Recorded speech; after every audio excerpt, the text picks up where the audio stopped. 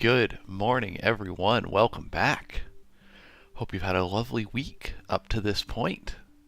Let's keep it going today, huh? Get a nice little stream in, do some opening lines. Always a fun one. See what books we read today, huh? You never know going into it. It's always interesting. I'm always excited for it. So we'll see where we end up.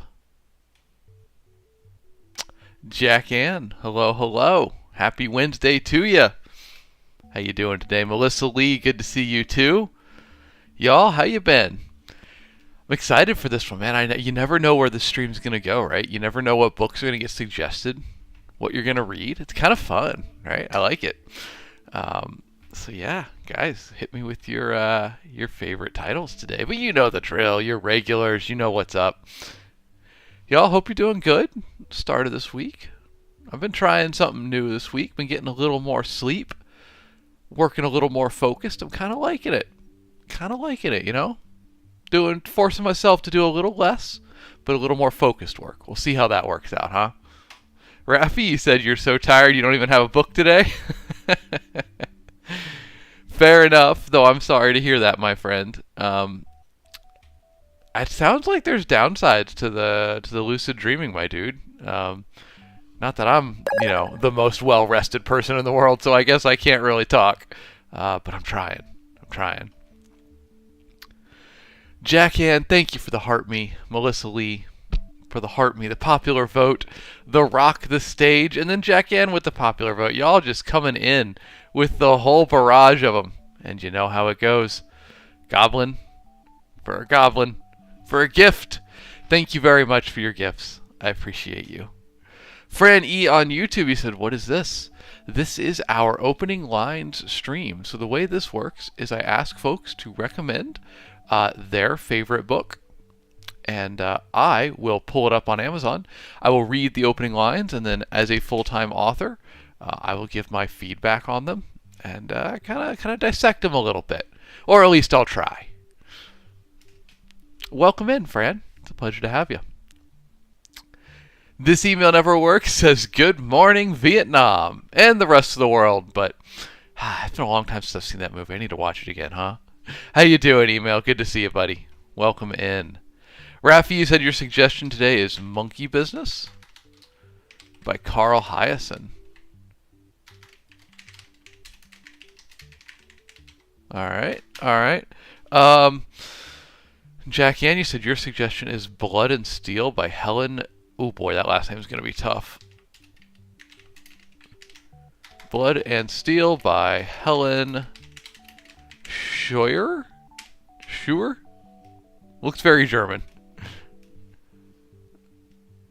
Okay, you said you spelled it wrong, but it should pop up. All right, well let's hey, look, we'll just take them for the moment in the order that we got them, right?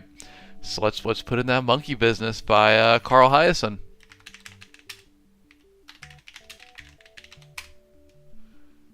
Why did I spell Carl with a K?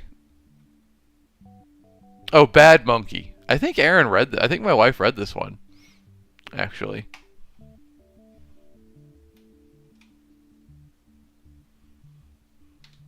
All right. Let's get that cover up in here. It does make me laugh every time I see it. Oh, well, not centered. Hold, please. There it is. There's our cover. Oh, that's not the one you meant, Rafi? Rafi, if you have a different title, you can let me know. But Jack Ann, the pub date on this one should be relatively not too old, if I recall. I think Hyacin's just kind of got weird covers going on. Let's see here. 2014. Okay. All right. So that's a little bit later or earlier than I was thinking. Why is this like zoomed in? There you go. Now we can see the cover, the full cover. T.S. Hallowgrave, welcome back in. Glad to have you. Hope you've been doing well. We have our opening line stream going today, so if you've got a book you'd like me to read the opening lines from and discuss, please drop it in chat. Slindy, you're going to be lurking during this one, doing chores? No worries, my guy. Slindy, did I see you got a stream team level up earlier? I think level 14 is what I saw. Did I see that right, or am I making things up again?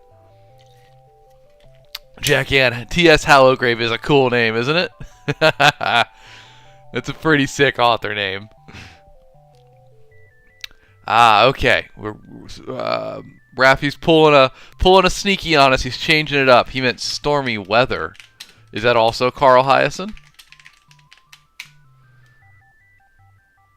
Yes, it would appear that it is. Oh, it does. Okay, that is a very similar cover, Raffy. I see how you might get these two mixed up. Okay, cool. Well, this one will be new to me then. There we go. Stormy Weather by Carl Hyacin. And I guess just for posterity's sake, let's grab the pub date on this one too. Carl Hyacin's a pretty consistent author, though. March 23, 2021. Okay. Not too surprising there. Carl Hyacin, from what I understand, writes pretty consistently. He's good for a novel at least every 2 years, probably more frequently than that. Sorry, my cat is running wild outside. I'm like, what are you doing out there, Olive? Oh, well. Good question, Jack Ann. What is the significance of monkeys to Carl Hyacin? Don't know, man. Don't know. I can tell you, he's another Florida author, and we definitely grew up reading his books down in the Sunshine State. And I appreciate that he's able to successfully capture the weirdness of Florida. He does a good job of that. All right, well, let's dive right into it. Kicking off with a nice small font book to start. Henry Holmes, I do like Edgar Allan Poe. Obviously not the lightest, easy breezy reading, but I'm always good for a Poe story. I like his dark vibes. Welcome in, by the way, Mr. Holmes. All right, y'all.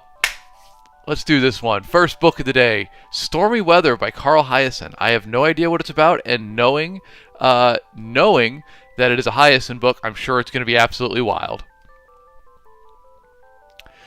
Chapter 1. On August 23rd, the day before the hurricane struck, Max and Bonnie Lamb awoke early, made love twice, and rode the shuttle bus to Disney World.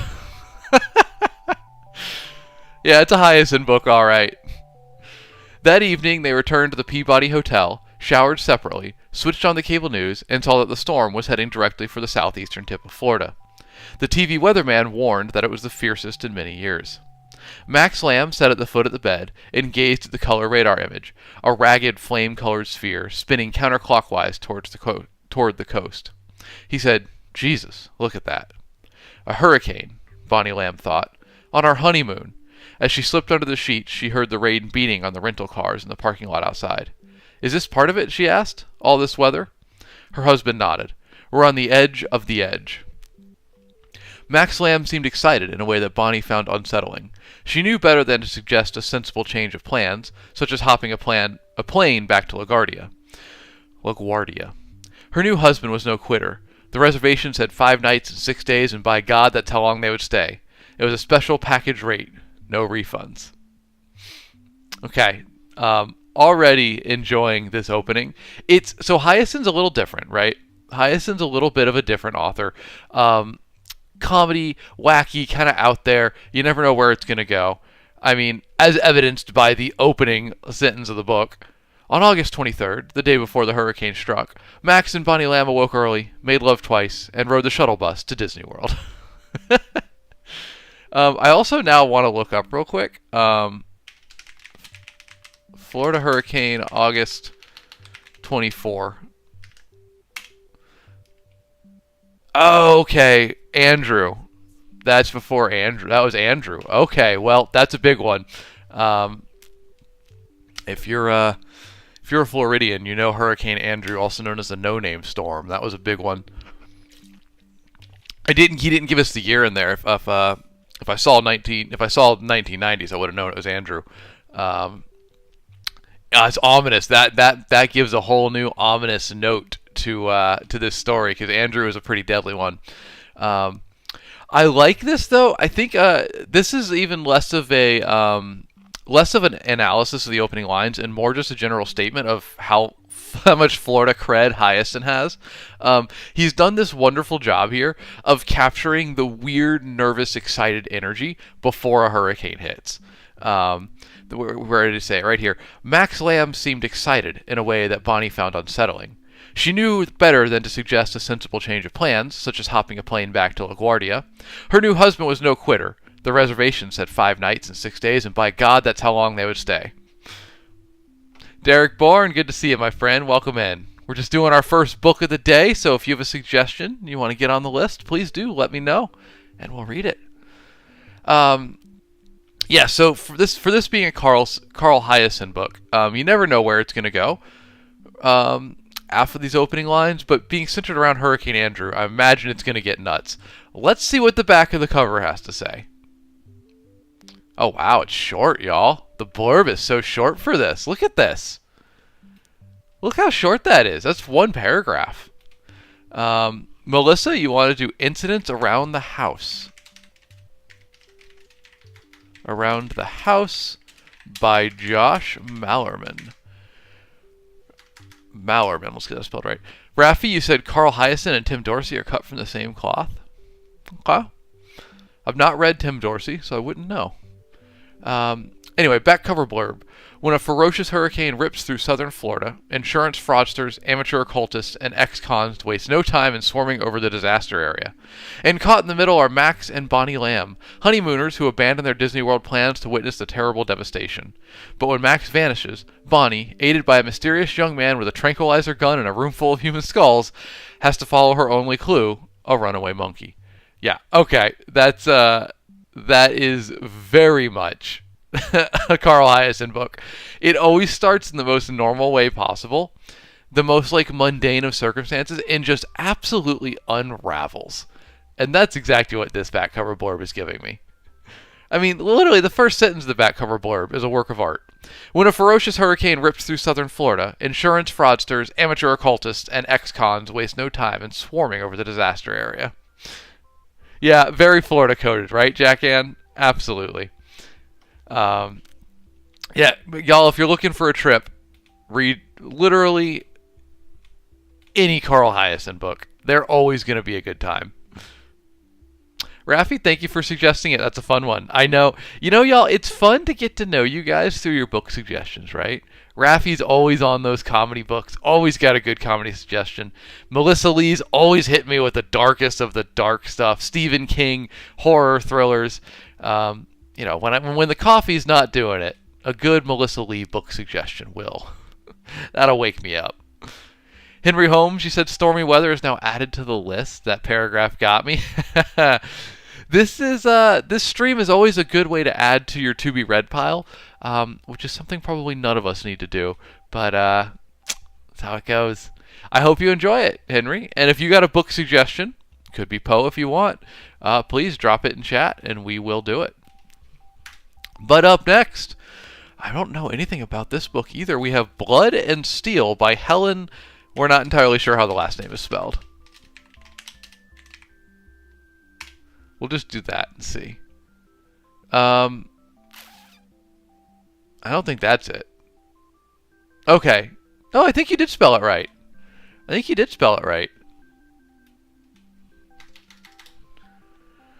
Helen Schuer is my guess, but I'm not certain on this one. All right, very bold cover right off the bat. A little bit small. Let's zoom in on that a bit. Y'all can see that? Yeah, there we go. Your taste is eclectic, Jack Ann. Oh, an email. You got a suggestion for me? Let's see. Whirlwind by David Class. Part of the Caretaker trilogy. Okay, good to know. Josiah R. Anderson. Good morning, my friend. Welcome in. How you been? Happy hump day to you. We're just on our second book of the day here on our opening line stream. So if you've got a book you want to see read, you want to see us talk about its opening lines, please do drop it in chat. And Slendy, thank you for the heart me. I didn't thank you for that, my friend. I appreciate you. A gift for a gift, or in this case, a goblin for a gift. That one's yours, buddy. Thank you very much. All right, let's look at this cover here. Blood and Steel, an epic romantic fantasy. The Legends of Thesmar, Book 1 by Helen Schuer. Okay. It's a dramatic cover, but guys, this is a little weird. I have a weird comment here. The grip of this dagger feels off to me. It's like it's too thick for the rest of the blade, maybe? I don't know. The more I look at it, the more it feels like it's not that far off. But I don't know. That was just, when I first saw it, that kind of stood out. I don't know. Could be totally wrong. Probably am. Anyway. Ooh, look at that. Y'all, I have learned I am such a sucker for cool fonts on the inside of the book. But yeah, okay, so look, this also always happens. It's the same font, right? This right here is the same font as on the cover. It just has a lot of the effects and graphics stripped away. And I always get excited about it when I see it like this. So maybe I'm just actually a sucker for black and white font, clean white background, so you can really appreciate, all the little details of it. That looks cool. I like it a lot. So let's go on and read the opening lines. Oh, we got a map, y'all. I haven't had a map in a little while. Always love a map at the beginning of a book. Pretty cool. Simple, but nice. Wish we could see the full thing instead of page at a time, but, so it goes with ebooks. Very nice. Alright, chapter 1 with a little dagger iconography. Jack-Ann, you too enjoy a good cover page, or a good title page? We know the good stuff.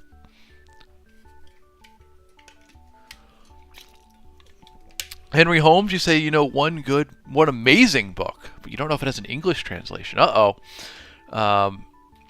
Yeah, I'm learning a couple other languages, but none of them am I a good enough student in to read a book in them. But hey, feel free to pick one. I guess that's a caveat I should add, if it has an English translation, because your boy's American, and he's not as good at other languages as he should be. Anyway. Chapter 1 of Blood and Steel. Althea Zoltaire's death had been carved in stone since she was a child. Okay. Gotta pause when the opening line catches me. That's a good opening line. I'm already asking questions in my head, man, and that's the clue. I say it every Wednesday stream.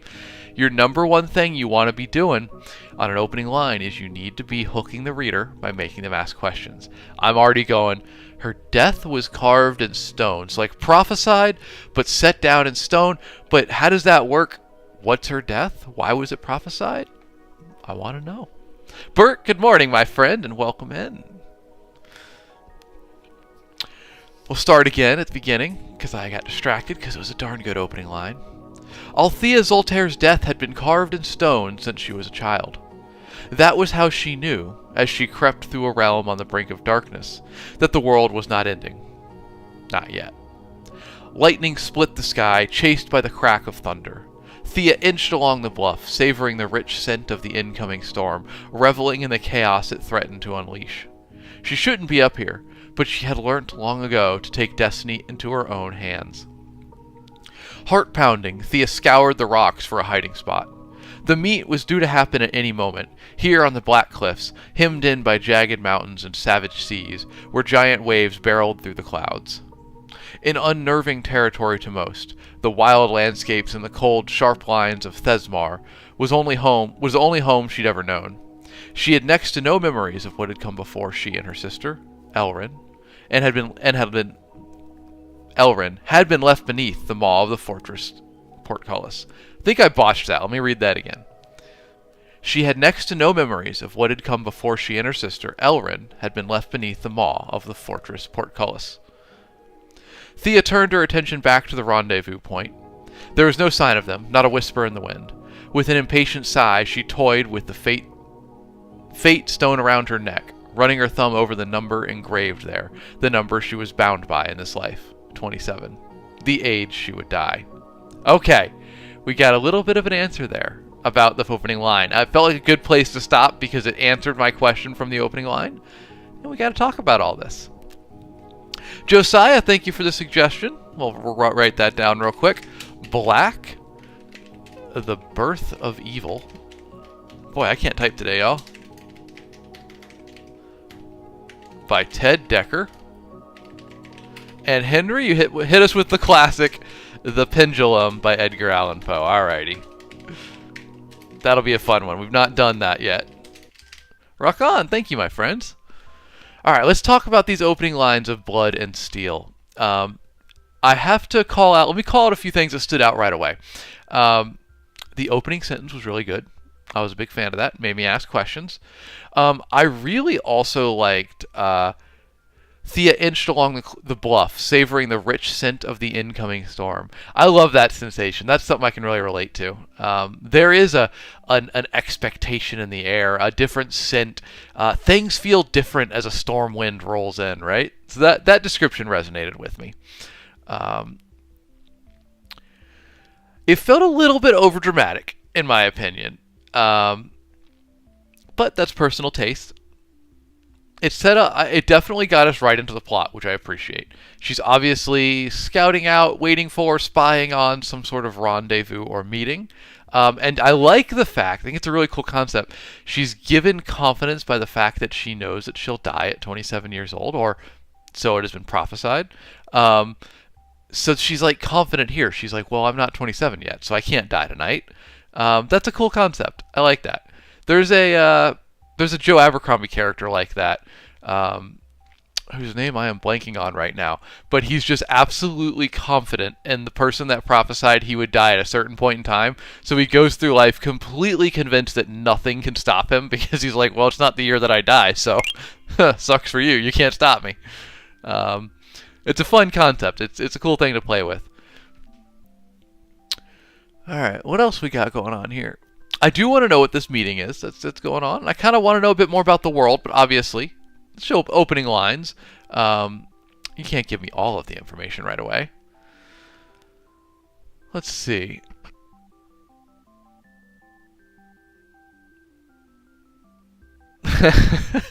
Okay, it is going hard on the dramatic lines here. Let's read this next paragraph.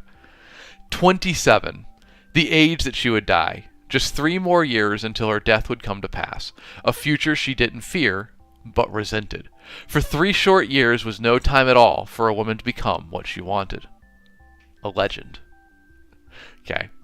It's good. It's dramatic. It might be a little bit overdone for me, a little bit heavy-handed.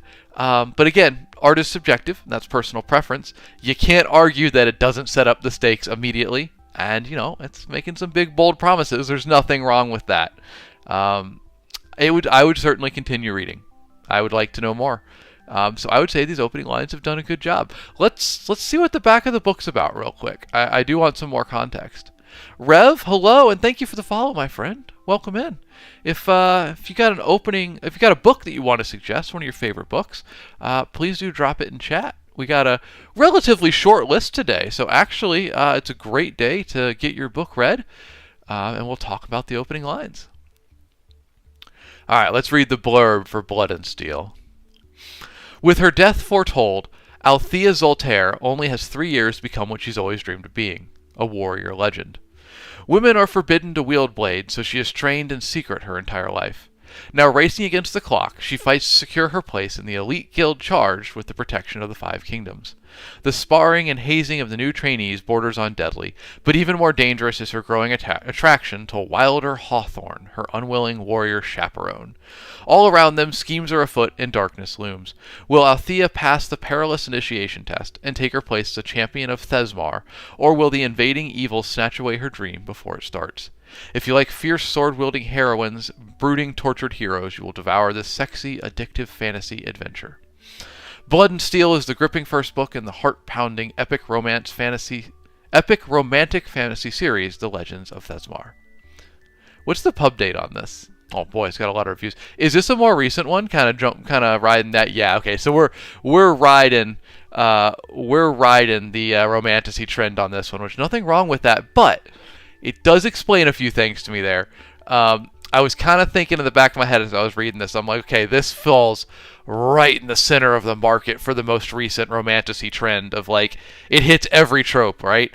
Like, bold, brash warrior heroine who is, not supposed to be that way, but gonna rise up that way. Tortured anti-hero love interest that's got a dark past, probably.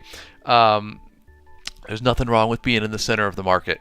But this did very much feel like, okay, this falls right in line with fourth wing, et cetera, et cetera. Which again, there's nothing wrong with that. I mean, hey, book's sitting on 28,000 reviews, so I certainly wouldn't be complaining. Thank you very much for the suggestion. This was a fun one. A little bit of a different one. We'll take it. Rev, you said, I have this one book called Hera by Jennifer Saint. I really like the prologue and opening line. Hey, perfect. Thank you, Rev. Hera by Jennifer Saint. All right, great. It's on the list. We will take a look at it. Jack Ann, you said that that book was Blood and Steel was written to market for sure and did really well. Y'all, look, there's a power in writing to market. There really is.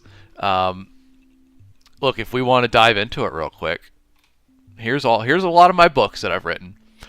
One of these books was written to market. Like, one of these books was written directly to market. And it's this one right here. And it remains my best-selling book ever. There's power in writing to market. And I can't knock it. The rest of these were all kind of like, what I wanted to do.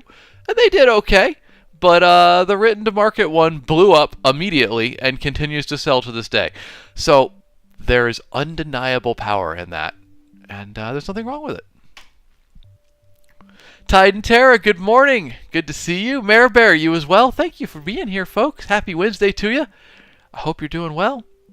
Tide and Tara, I was in your live stream a little bit yesterday. I was just lurking, being a little quiet, just watching. But I was glad it was going well for you. Just hung out for a few minutes. Well, Jack Ann, you're spot on. You said it's just a matter if your interest and inspiration can translate into something marketable. Yeah, I think that's the case. I think also I've learned a little bit lately that you can write to market, and then you can apply your own creative passions, interests, filter, we'll call it, on top of that. I think that's probably the best way to go about it, because then you can be dead center of the market so that you're getting, the largest, broadest appeal, but you apply your own creative interest on top of it, so you still get your own spin, your own uniqueness to it. I'm thinking that might be the sweet spot to be in for writing to market and remaining creatively interesting. We'll give it a try with one of my upcoming books. We're going to see. It's a little theory. We're going to put it into play, and we're going to see what happens, huh? Oh, you're good, Titan Terry. You're good. I was kind of glad that I was able to sneak in. I appreciate that. I like to be a little low key in the other lives. This email, you said, what's the drink of choice this morning? We're just doing water, y'all. Just water today. I've been holding off on the coffee until after stream because don't tell anyone, but I've been going back to sleep for a little bit after stream lately. Again, we're experimenting with. I'm trying to get. I've been overworking for a long time. Probably the last 6-7 months have been a sprint of working too much, and I'm experimenting a little bit with like, hey, let's get a little more sleep. Let's be a little more kind to ourselves. Still work hard, still get a lot done, but like we don't have to break ourselves doing that, right? My priorities right now are good rest, good workouts, write a lot of words each day, do my stream, and keep learning other languages because I've been having a lot of fun with that. So I'm just trying to like those 5 things, right? Those are my 5 priorities.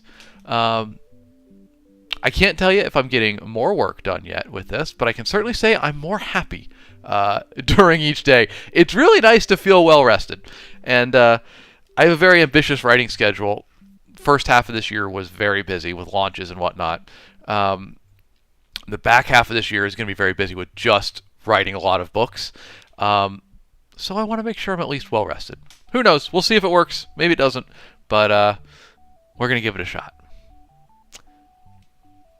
The post-stream nap. You deserve it, says Jack Ann. I appreciate y'all's support of this idea. 4-6, we do have a list, but it's pretty short. I think if you want us to suggest a title, you would get right in there. We only got 5 books on the list so far. So we're taking it a bit chill today, huh? And welcome in. Oh, I'm sorry. I said 4-6. I meant Phoenix. Welcome in, buddy. But everything else I said still applies. Oh, Tide and Tara, did I miss your suggestion? Let's see. I think I did. Skinned by Robin Wasserman. Oof. That sounds scary.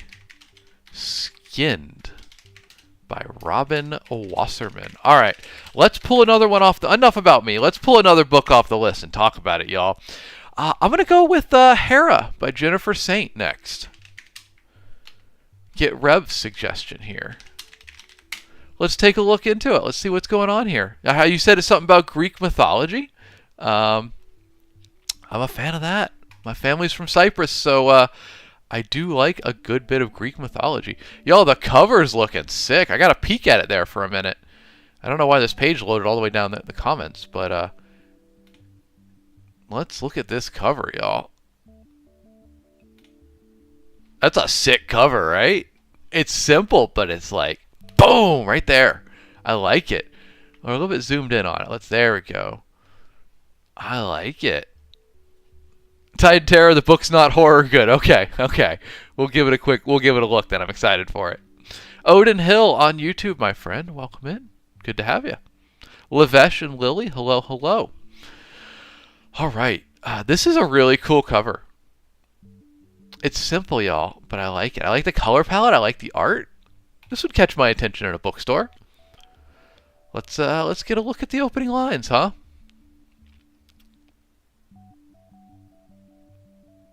Interesting. Sorry, there's a little note there beforehand.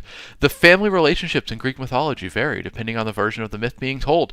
No attempt has been made here to create a comprehensive family tree. Only deities relevant to the novel are included, to avoid it becoming too unwieldy to be of any help. Some gods are born of parthenogenesis, a goddess conceiving a child entirely on her own with no male input at all, and many are the offspring of sibling marriages. Good little note, just a little primer on your Greek mythology there. Oh, and then we got a whole, family tree.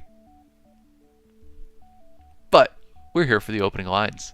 So let's get it, the prologue. Y'all, opening lines of Hera, a novel. The earth streams with molten gold. It flows in every direction, around the scattered rocks, gleaming in the light of the fires that rage all around. Ichor, the blood of the immortals, seeping into the soil. That's a dramatic opening. I like it. I'm a fan of that. That was cool, man. That had some aura to it. Smoke hangs heavy in the air, obscuring the stars. Thunder rumbles in the distance, and the horizon flashes with lightning. It dances across the sky, leaping between the clouds, a glare that dazzles, white and blinding, and is gone, only to reappear somewhere else a moment later. It's a good description, man. I can totally see that. It's like the boom of lightning, and then it's gone, and it's up somewhere else, and then back up here. I posted a TikTok recently of a storm passing by on the western horizon at night that was very much like that. Just lightning strike after lightning strike. Perhaps that's why that feels so vivid to me at the present. Hera glances up at it, narrowing her eyes to chart its progress as she steps across the ravaged battleground. The falling dusk and swirling ash makes it hard to see. The ground is churned up, great gashes in the earth where boulders have been heaved and trees torn up by their roots. Some of the mounds she skirts are these shattered rocks and mangled trunks, but some of them are not. Some are golden stained, sprawled, staring glassy-eyed up to the heavens. Every now and then, one might stir painfully as she passes, let out a whimper of agony so that she raises her spear. She is swift and merciless, leaving silence in her wake. It's a good little twist there, man. I like that. Okay, what I'm really focused on right now is it sets up immediately. The earth streams with molten gold. It flows in every direction around the scattered rocks, gleaming in the light of fires that rage all around. Ichor, the blood of the immortals seeping into the soil. With that initial setup, I was thinking okay, this is some sort of founding myth, right? But then it brings it back around to no. There was literally a battle fought between the immortals. This is literally the blood of immortals bleeding out into the soil. That's cool. Very cool imagery here. Great opening lines in my opinion. Now, art is subjective. I am also aware that I am a massive fan of descriptive openings. I love a good opening with setting. the wisdom that I have been told is that that is not the best way to sell books. You need to hook people with characters. That being what it is, that might be good advice. I'm a sucker for openings with cool setting. This has a cool setting. I'm very intrigued. Beautiful imagery throughout. I mean, the molten gold paired with the raging fire, and then smoke, ash, and lightning in the sky. I mean, that's just...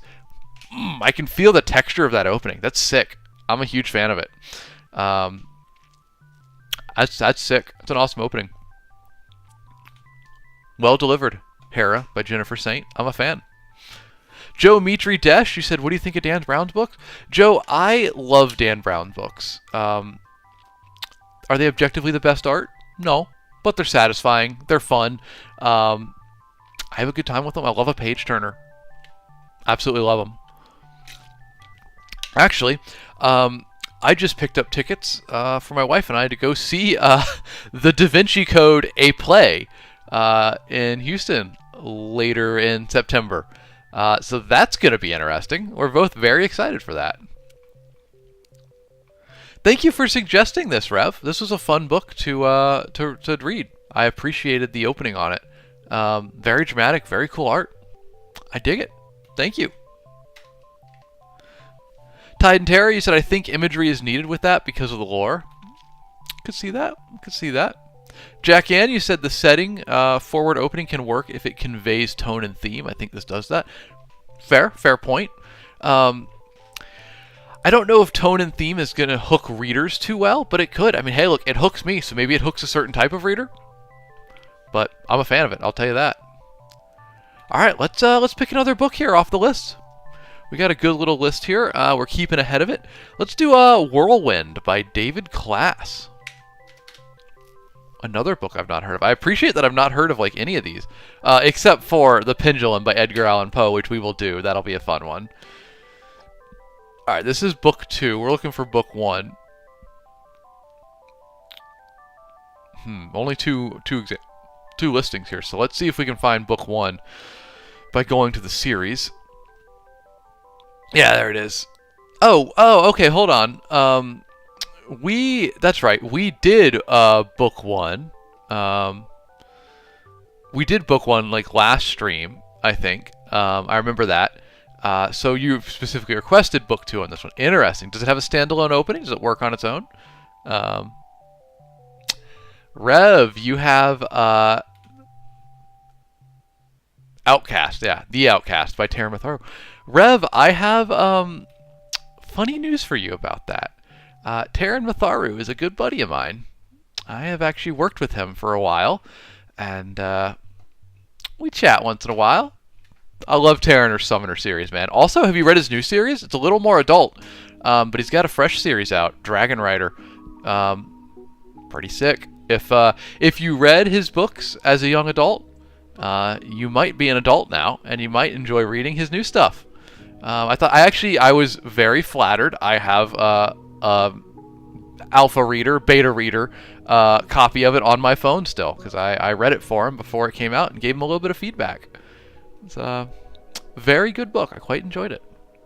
I've not read all of his Summoner series, but it makes me so happy to see the praise for it. I love it. Oh, Melissa Lee, you chose this one as a sample today. Interesting. Alrighty. Well, I love the covers in this series. It's very interesting. After reading the opening to book 1 of this on the last stream, I think it was last stream, I went and read more about the series because I wanted to know more. Oh, I see what you're saying, Melissa Lee. You chose one that actually has a sample today, whereas last time it didn't. Gotcha. No, I went and read more about this series after we read the opening to book 1 on the last stream. It did not go in the direction I expected. From that opening and that one, I could not have expected where it was going to go. So let's see what we got going in the opening lines of this one. It's the last one had a great opening, just went a strange direction. So let's see. Whirlwind, the Caretaker Trilogy, Book 2. April Fool's Day in Hadley by Hudson. Spring chill cutting sharp as a blade. Dusk descending. Musty smell of nearby river clotting my throat. Had enough sentence fragments? My English teacher said they were a weakness of mine, but that was nearly 6 months ago when I was a senior at Hadley High School, leading a normal life. My biggest concerns then were chicks, flicks, and fast cars, roughly in that order. Nothing normal about me now. Okay, I'm a fan of this. I gotta pause. I'm a fan of this because it was similar enough to the opening of book 1, which we read on last stream, that for a moment I went, holy, did I click the wrong one? Am I reading book 1 here or something? But it's just the author playing with the format. That's very similar to the opening of book 1, but then it diverges off, and it's like an in-joke, because we're on book 2 now, right? I like that. Very clever. Oh, and by the way, Tide and Tara, thank you for the gifts. I should have called that out sooner. Thank you for the heart me and the popular votes. I appreciate you. Gifts for gifts, Tide and Tara. These goblins are for you. Thank you very much. Don't feed them after midnight, but you know the drill. You know the drill at this point. All right. Thank you for that, Tide and Tara. Let's continue with our read. My biggest concern then were chicks, flicks, and fast cars, roughly in that order. Nothing normal about me now. Parents gone, friends lost, old life vanished, sense of security evaporated, belief in the sanity of day-to-day existence drowned in the deep Atlantic. But I still like sentence fragments. They generate pace. You want pace? Stick around. Oh, the author is having so much fun with this. I love this. This is an author who is confident in their space, and they're just playing with it, man. It is objectively, like, grammatically incorrect writing, and you know what? Who cares? Because it's fun, and storytelling's about having fun. Yes, I agree, Jack Ann. I am fully here for the sentence fragments. I love it. It's just like the opening of book 1. It's quick, it's fast, it's surprising, and it's fun. Says good things about the rest of the series, I think. Ivana Wright, hey, welcome back, by the way. Good to see you. You said you'd love to write like this, but it scares you. Might be a good thing. Sometimes doing something creatively new and risky is scary, but that's not a bad thing. I'm trying a new thing in my most recent work. You'll see once it releases. Hold up, we'll pull it up. In A Wrigley Little Assistant, I was experimenting with something Andy Weir said at a panel. He said he tries to think about what paragraph in his book is so, I don't want to say uninteresting, that's too strong of a word, so not engaging, not riveting enough, that if someone were on the verge of sleep, that would be the point at which they would stop the book and go to sleep for the night. And he deletes that paragraph. Because he wants every paragraph to drag you along, to keep reading. Never wants to let your attention go. So in this one, when I was writing it, which it's finished now and should be out very soon to y'all, I was trying to make every sentence like that. That was my goal. Have I achieved it? I'm not sure. I feel pretty good about it. It is exhausting to write, Jack Ann. You're correct. But I think there might be something to it, man. Andy Weir sold a few books, so he probably knows what he's talking about. But I think it worked pretty successfully. But you guys will be the judge of that. You'll have to let me know once it comes out. Anyway, I interrupted this opening lines a lot. So we're going to get a quick straight read on it before we go to the next book. April Fool's Day in Hadley by Hudson. Spring chill cutting sharp as a blade. Dusk descending. Musty smell of nearby river clogging my throat. Had enough sentence fragments? My English teacher said they were a weakness of mine, but that was nearly 6 months ago, when I was a senior at Hadley High School, leading a normal life. My biggest concerns then were chicks, flicks, and fast cars, roughly in that order. Nothing normal about me now. Parents gone, friends lost, old life vanished, sense of security evaporated, belief in the sanity of day-to-day existence drowned in the deep Atlantic. You know what, y'all?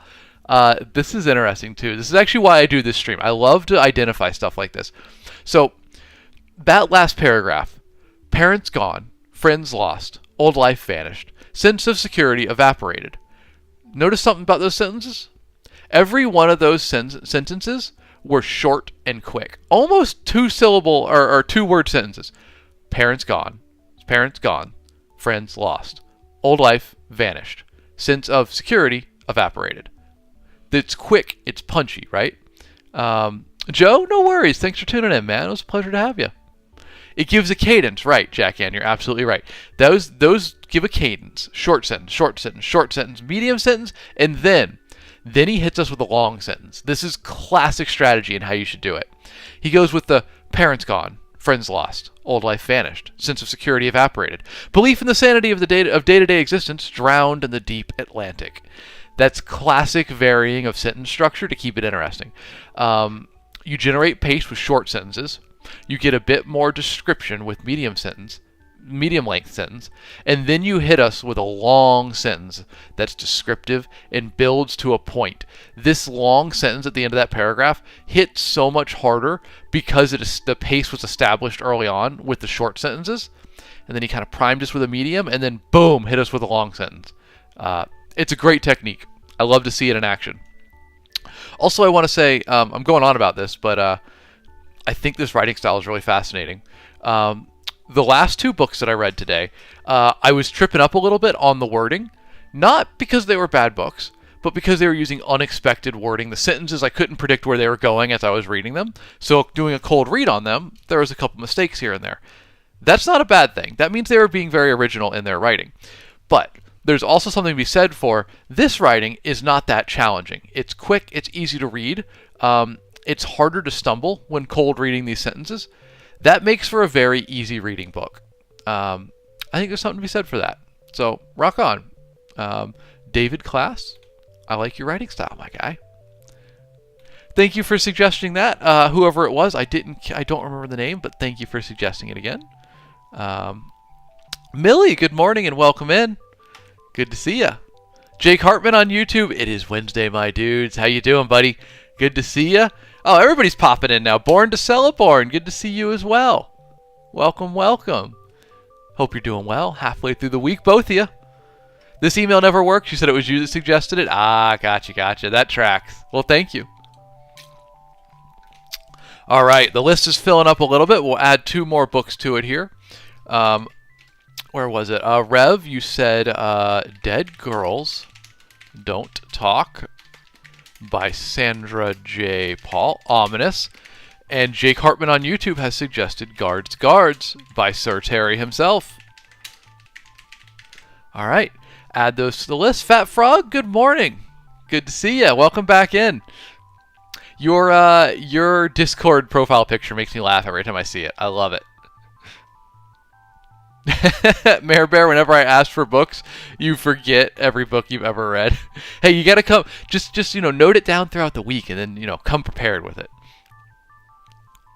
Born to Celeborn, you said, I'm having a great week, been spending some much needed time with your wife. Hey, I love that. That's awesome. I'm glad you're doing that. I hope y'all continue to have a great week. Millie, you said a book you like is The Daughter of the Chinese Emperor. Okay, you can throw that on there. You got an author? Title's probably descriptive enough that it'll come up, but just in case. All right, let's get to another book here. We're going to do The Pendulum by Edgar Allan Poe.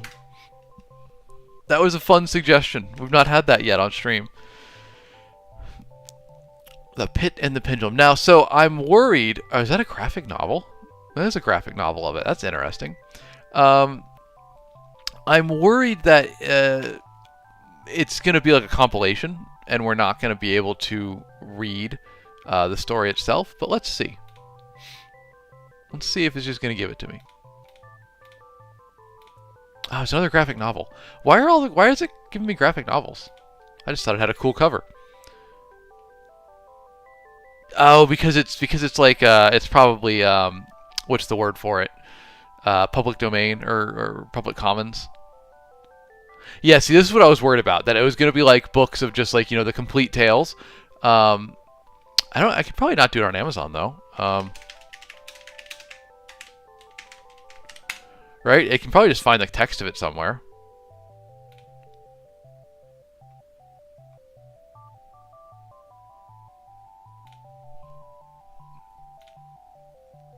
I think I can, at least.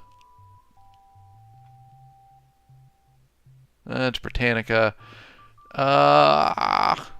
Spark Notes.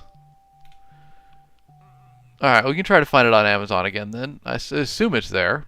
Maybe like the Gutenberg Project or something might have it. All right, this one maybe here. Read sample. Hey, this looks promising. Okay, good. It's right off the bat. All right, we got there, folks. We got there.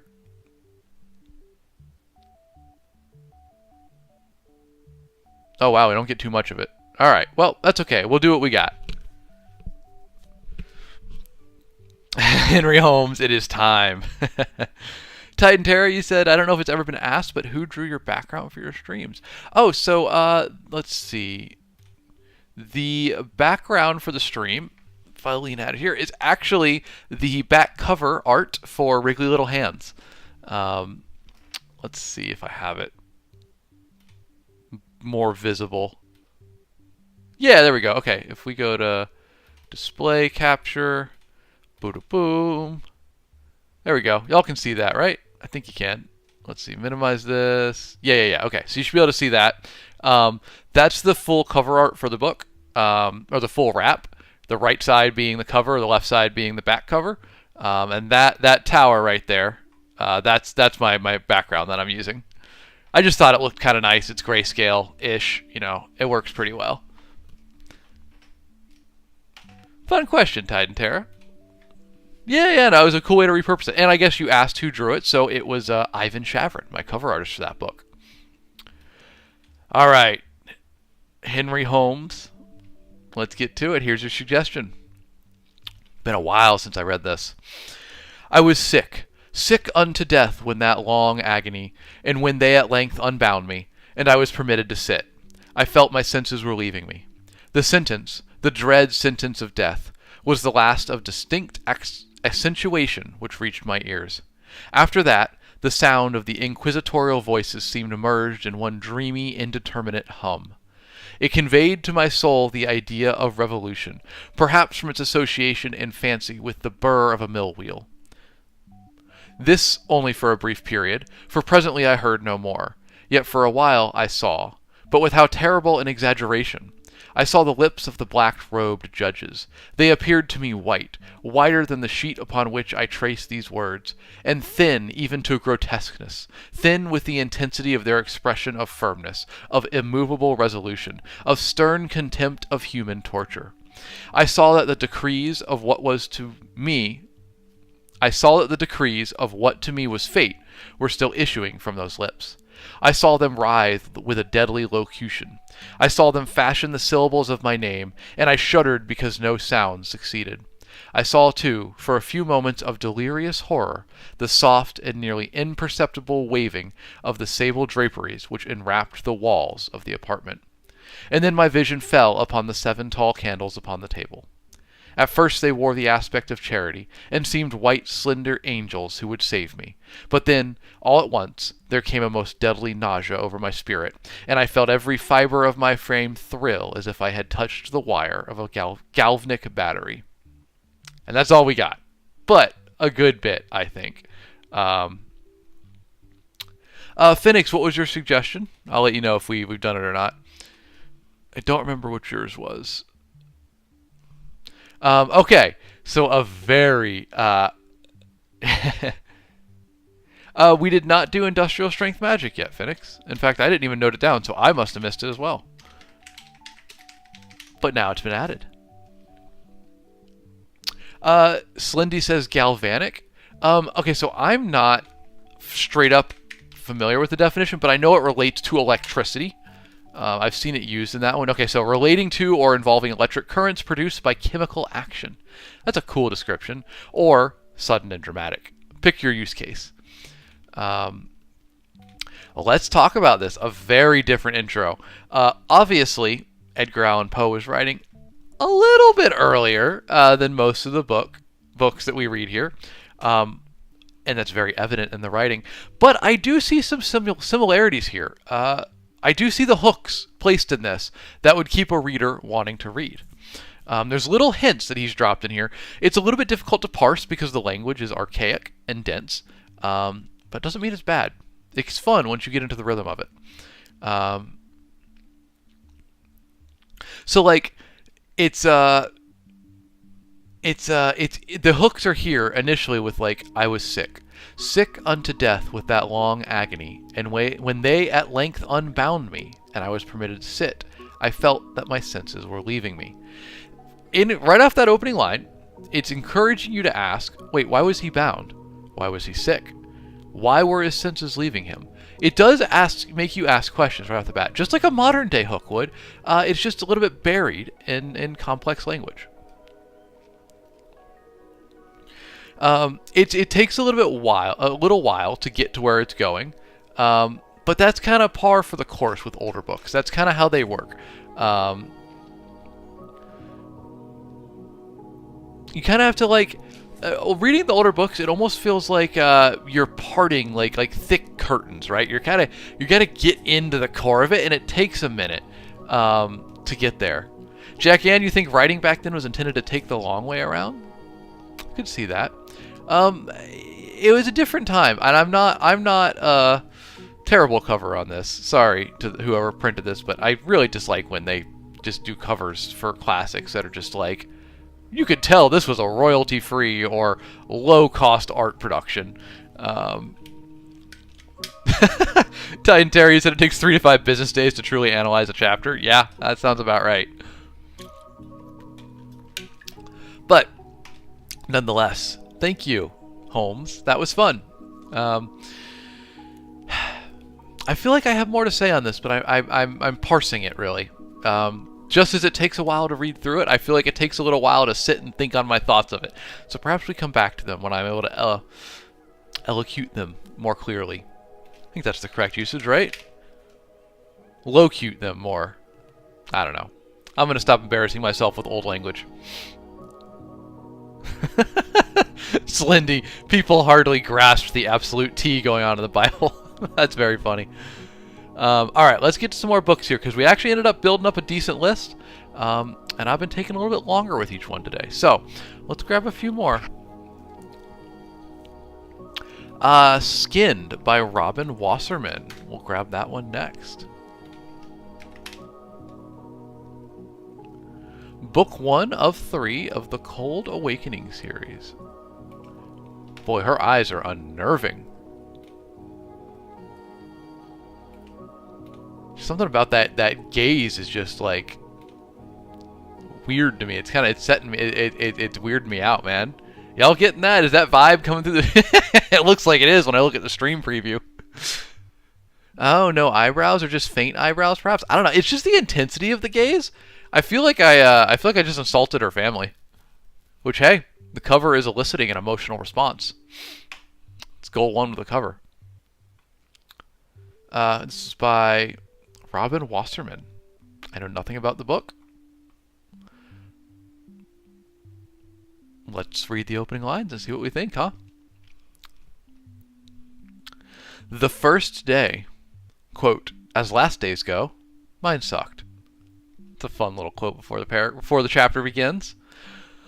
Leah Khan is dead. I am Leah Khan. Therefore, because this is a logic problem even a dim-witted child could solve, I am dead. Except here's the thing, I'm not. Don't panic. It was my father's voice. It was, and it wasn't. It sounded wrong, muffled and tinny, but somehow at the same time too clear and too precise. There was no pain, but I knew, before I knew anything else, I knew there should have been. Something pried open my eyes.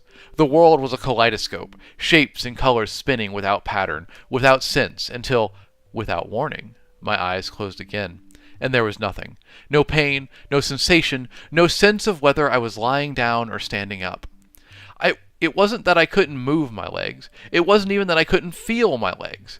It was that, with my eyes closed, I couldn't have said whether I had legs or not. Or arms, or anything. I think, therefore I am, I thought, with a wave of giddiness. I would have giggled, but I couldn't feel my mouth. I panicked, paralyzed. There had been a car, I remembered that, and a noise like a scream, but not quite, not animal and not human, and fire, something on fire, the smell of something burning. I remembered that. I didn't want to remember that. I like this. I like this. Phoenix, you said I don't trust I don't trust this narrator. I mean, that's fair. Um, that's fair. Mayor Bear, you're dipping out. Hey, have a good day. Thank you for joining us today. It was a pleasure to have you. I hope we got to your book, did we? I hope we got to it before you have to run off to work. I'm sorry if we didn't. This is an interesting opening. I think Millie, yes, Alexander is my full name. Alex is a nickname, you could say, or just a less formal name, perhaps. Okay, Mayor Bear, you didn't suggest one today. No worries. Well, then we didn't not get to your book. Right? Does that logic work out? I feel like I'm the narrator here of this book. No. I like this opening. What immediately jumps out to me, it's also using sentence fragments, but it's using them in such a different way as Whirlwind, which we read earlier. That's interesting. There's a lot more space on the page between them instead of jumbling them into one paragraph. If we go back to Whirlwind, you can see that the sentences, if you recall, the sentence fragments were all tucked into one paragraph. They were one dense paragraph of sentence fragments. That builds more pace as you read it. This, with them spread out, it encourages you to pause between reading each one. That's why I tried to read it that way, because that's how it felt natural. Just interesting. I don't really know what to do with that, but that was an interesting observation between these two. It is very back and forth with the opening. Phoenix, I was wondering that as well. It's hard to write "Don't Panic" in a book and it not be a Hitchhiker's Guide to the Galaxy reference, or at least be assumed to be such. Could be. Doesn't seem to be relevant, if it is or isn't. Interesting, though. It's an interesting place to start a book. There was something else I flagged that I wanted to read. Repetition of the word "without" in this paragraph. This was clever. I like this. This scratched a creative itch in my brain. So in this paragraph, she says, "Something pried my eyes open. The world was a kaleidoscope, shapes and colors spinning without pattern, without sense, until, without warning, my eyes closed again." I found that very interesting. Of course, in repetition, 3 is, for whatever reason, in Western culture, 3 is a lucky number. It's a satisfying number to us. We expect things to come in 3s. So whenever you're going to use repetition intentionally, it's good to use 3. And I don't know. I mean, here's an example of it. I just found the third repetition of "without" being very interesting, very satisfying. The world was a kaleidoscope, shapes and colors spinning without pattern, without sense, until, without warning, my eyes closed again. And then there was nothing. I don't know. It just stood out to me. Found it interesting. Hyena, you said, isn't a kaleidoscope nothing but patterns? This opening is very contradictory, so I wonder if that's intentional. I mean, opening lines, "Leah Khan is dead. I am Leah Khan. Therefore, because this is a logic problem even a dim-witted child can solve, I am dead. Except here's the thing, I'm not." They're kind of like dragging you back and forth. So I think that might be why she said kaleidoscope without patterns. It ties into that, one thing, but also actually it's the other, but maybe not. It's kind of taking you back and forth. It's intentional confusion, which is very interesting. Someone said they were interested in who suggested this. I think Titan Terra suggested this one, and it's a very interesting one. I appreciate you suggesting it. I'm intrigued. I'm very intrigued. The cover still weirds me out. That gaze is kind of making me feel quite strange, but it was a good opening. Cover caught my attention, which is what it should do. I thought the opening was interesting. I would want to read more, and you know what? Now I want to read the back cover blurb. So, let's do that real quick. Leah Khan was perfect, rich, beautiful, popular, until the accident that nearly killed her. Now she has been downloaded into a new body that only looks human. Leah will never feel pain again. She will never age, and she can't ever truly die. But she is also rejected by her friends, betrayed by her boyfriend, and alienated from her old life. Forced to the fringes of society, Leah joins others like her, but they are looked at as freaks. They are hated and feared. They are everything but human, and according to most people, this is the ultimate crime, for which they must pay the ultimate price. Okay, brief, quick, lays it out, maybe explains The gaze. And the lack of eyebrows. Titan Terror, rock on. I think that was a fun suggestion. Thank you very much for that. I enjoyed delving into this one a little bit. Thank you. Leon, you said, hi, Alex. I can't wait for you to finish the map. Well, thank you, my friend. We'll be at it for every Friday going forward for the next couple weeks. Should be fun. I'm ready to get back to it, man. We had a good stream last Friday working on that bad boy. It was fun. Hyena, the Murderbot series is excellent. Yes, it is. I have done the Murderbot opening at least twice on stream, and every time I just love it. It's so good. My wife is actually reading through several of the books, Murderbot series now, and she loves them as well. Just good stuff. All right, let's grab the next one here. We're kind of running up against the end of stream. We've got about 10 minutes left. So I'm going to go a little bit quicker on these next ones because we got a doable list here. This is an achievable list if we go quick. So let's rapid fire the last of these. Millie, you're saying Chinese Emperor's Daughter. You didn't know the author, so let's pull that up. I've never heard of this one as well. I've never heard of any of the books we've done today. Is this... I wish we knew the author because I'm not seeing the actual book. The Flame Emperor's Daughter, The Girl Who Became Emperor, The Emperor's Seed, a Chinese folktale. Probably not that one. Are either of these what you're talking about, Millie? Let me know, and we will grab it if that's one of them. Otherwise, I'm not sure. We'll move the first one, The Flame Emperor's Daughter. All right. By Francis Gerard. Oh, there's no sample available.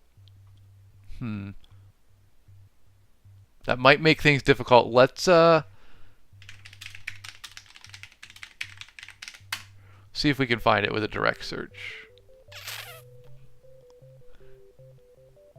I'm not seeing a sample with it, so that's going to make it hard to read. Millie, if you can find one that's got a sample, let me know so we can read it. But if there's no sample, I can't really read it, unfortunately.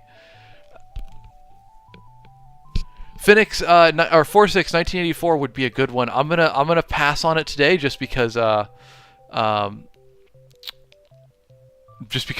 to get through the rest of the list. So adding another one would be counter to that. But please suggest it next time, and we'll get to it because that'd be a good read.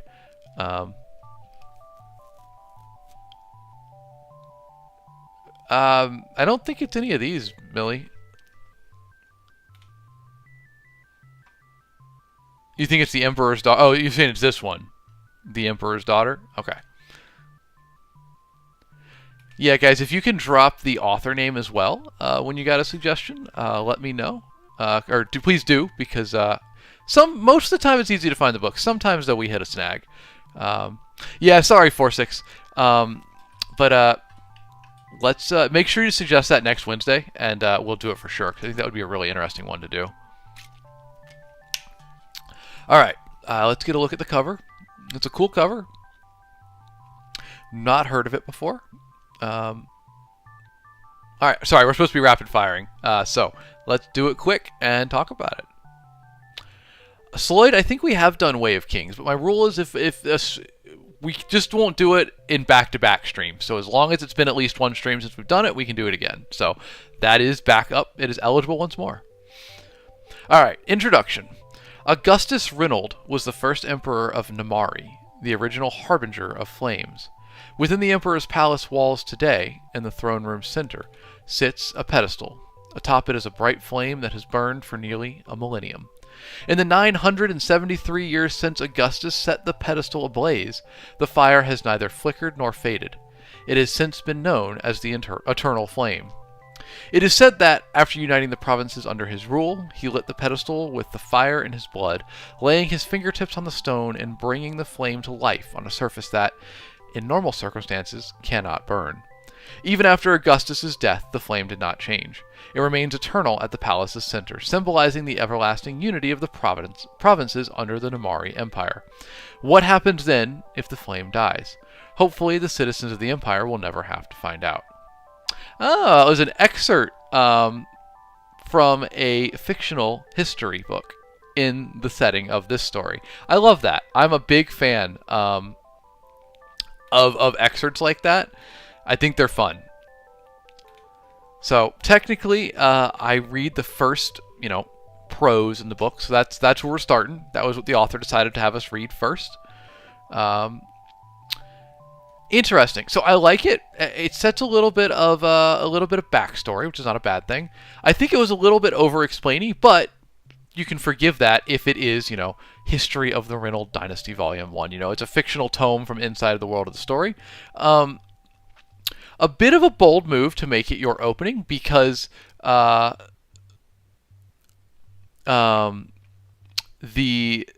Sorry, I lost my train of thought. You risk not hooking readers with making this your opening. But it's cool world building. I do like it, honestly.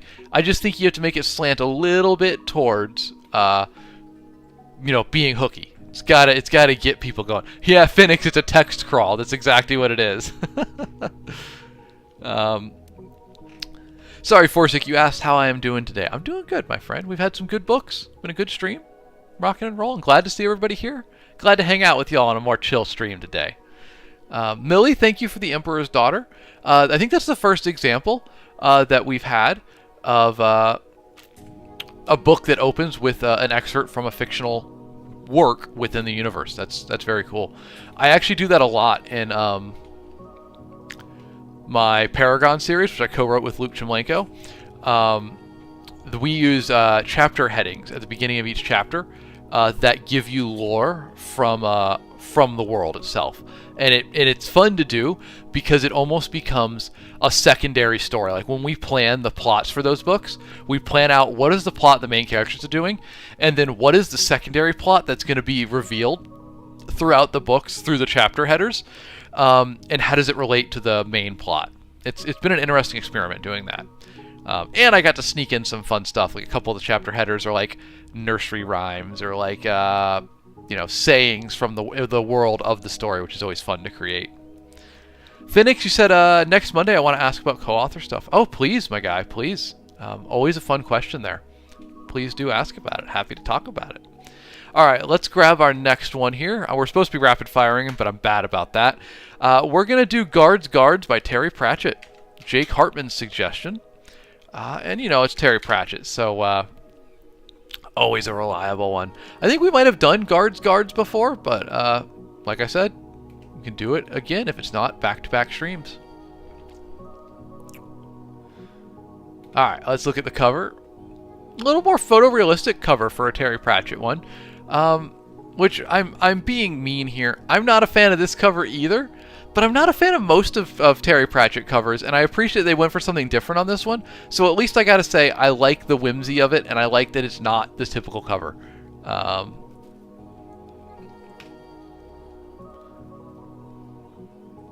don't know. I guess this is just personal preference, but I like this cover, this interior cover. That's pretty cool.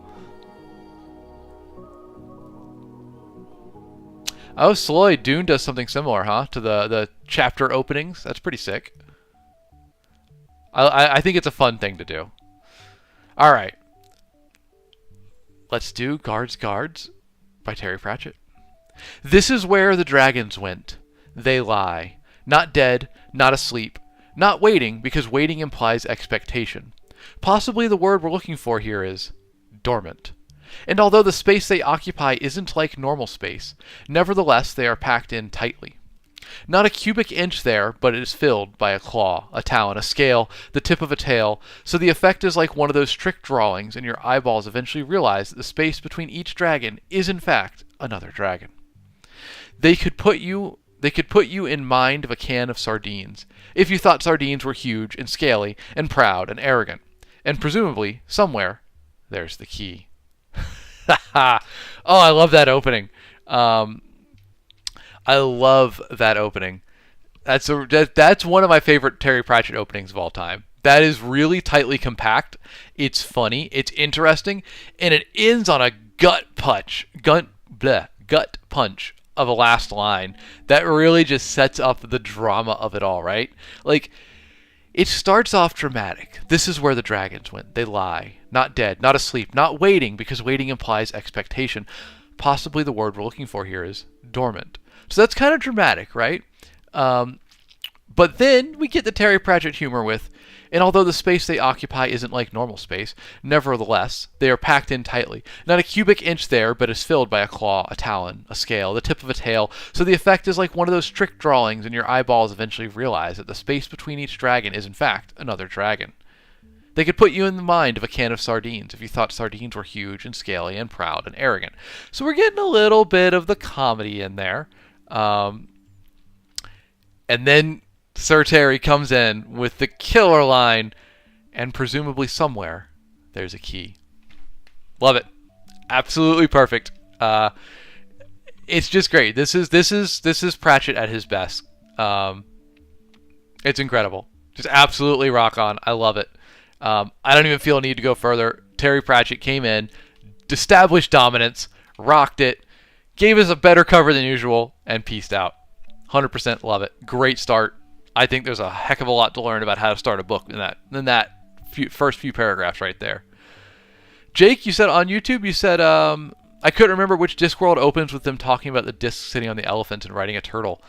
I don't remember either, but I have definitely read that one. It is not as impactful an opening as that one, but it's a little more silly of an opening.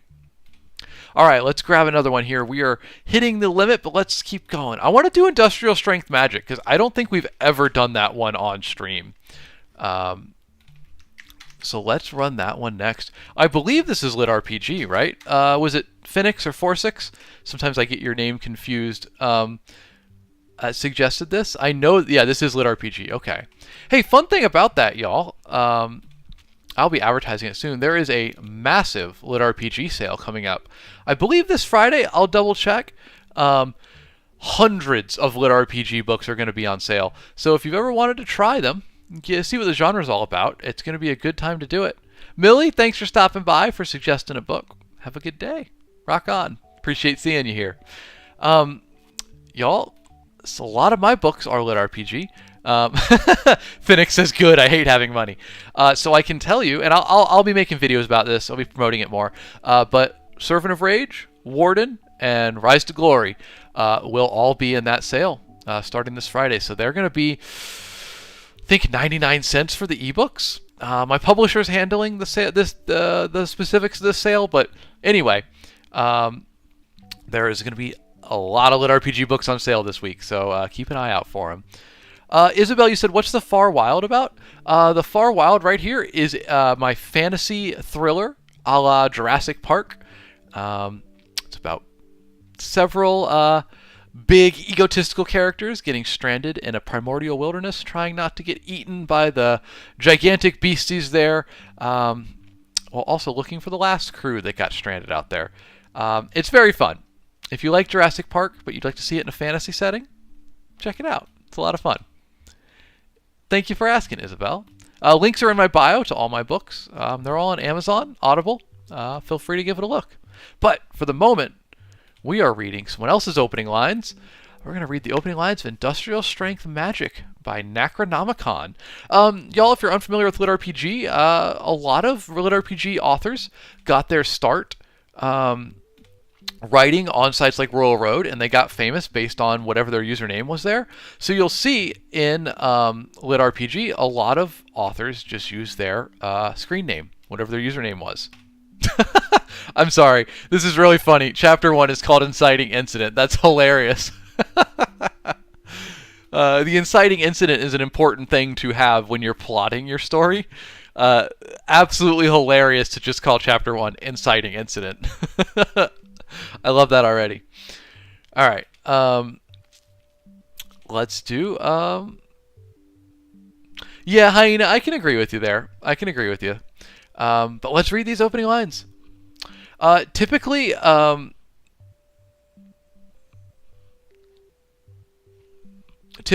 Lit RPG, if something is italicized, it is system text or the text of a spell. It is a hard and fast, rule from the world, essentially.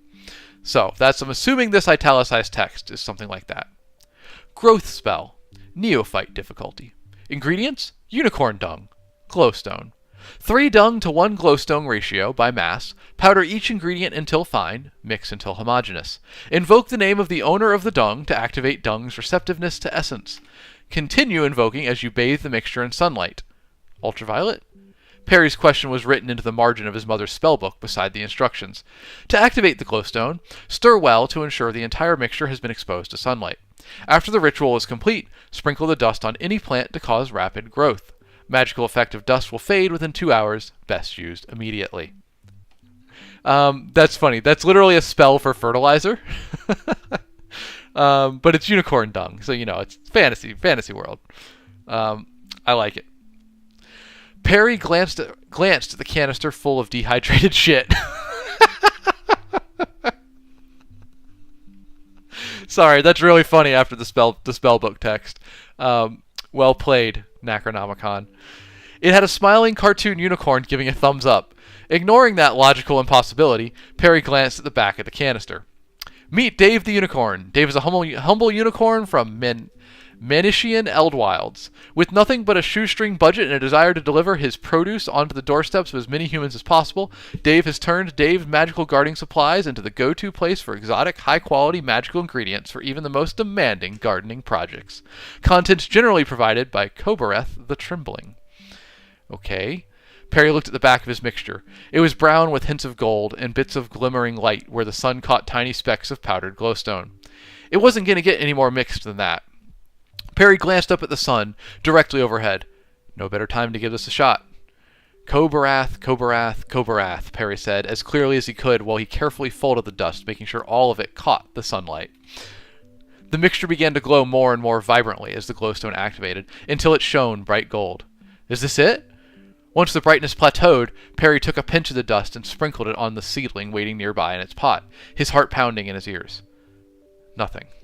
The seed sat there, covered in a fine dusting of the golden poop glowstone hybrid, trembling in the gentle breeze, mocking him. Is something supposed to happen? Heather asked, kicking her heels as she watched. Heather was the daughter of one of Dad's co-workers. They lived nearby, and they'd been hanging out almost as long as he could remember. The slender girl was wearing a white t-shirt and loose jean shorts, the brilliant sunlight making her curly hair seem like it was on fire. Yeah, Perry said, scratching his chin as he checked the back of the $2,000 tin of dehydrated shit. They couldn't have gotten the name wrong, could they? It was a simple matter of collecting unicorn shit in an appropriately labeled bucket, after all. Maybe it takes a while? Heather asked. Okay, this is very funny. I love that this is a very lit RPG opening. It's not afraid.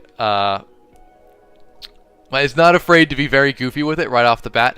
Perhaps at the expense of a more, immediate hook. But I think the comedy is standing in for the hook. And I mean, y'all, I full broken belly laughed for like 10 seconds after the whole spellbook thing, and then the opening line. Very fun opening. This is part of why I really like lit RPG, y'all. You don't know what you're gonna get. People are being raw and experimental, and they're not afraid to have fun with it. Love it. That was really fun. Thank you for recommending that. We should do more lit RPG on here. I think there's some really interesting... We've read a lot of fantasy, right? A lot of traditional books. I like to think that we're at a unique point in history right now. Lit RPG is a very new, very rapidly evolving genre. I think it's pretty cool, y'all, to get to be at a point in time when there is literally a new genre exploding onto the scene. That's a cool place to be. So maybe we should read some more lit RPG on here. So feel free to suggest more of that in the coming weeks. You know what? Hey, speaking of, we haven't done one of my books this stream. I always like to do the opening from one of my books on these streams. So why don't we do an opening from one of my lit RPGs? Since we're talking about lit RPG. Now mine is an older school lit RPG. This was written back in 2018. It was released in 2018. It was written in 2017. So Warden is a very older style of lit RPG. The genre, as I said, it is evolving rapidly.